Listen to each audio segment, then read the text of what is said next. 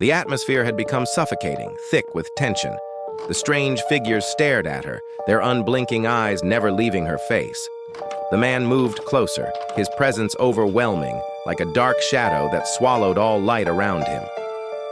"You've been chosen," he said, his voice like a rasping whisper, "to join us, to become one of us."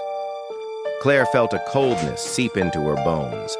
The objects in front of her began to pulse with an unnatural light, their edges glowing faintly.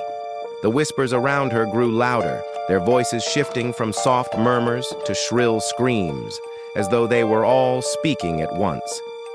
Suddenly, the room twisted, the walls bending and warping as though they were made of liquid.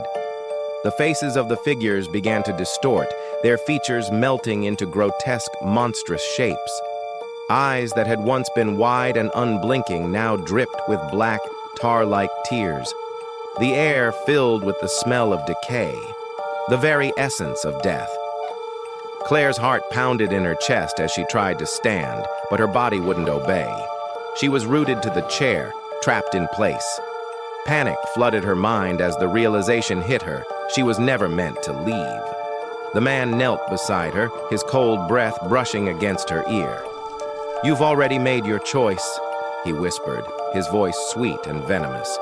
"It was never about coming here. It was about staying." The mirror shattered, and the pieces flew outward, reflecting her own terrified face. Her body trembled as the darkness closed in, the fog rising around her like hands pulling her into the void. The last thing Claire saw before the world went black was her own reflection, empty-eyed and hollow, staring back at her from the shards of glass.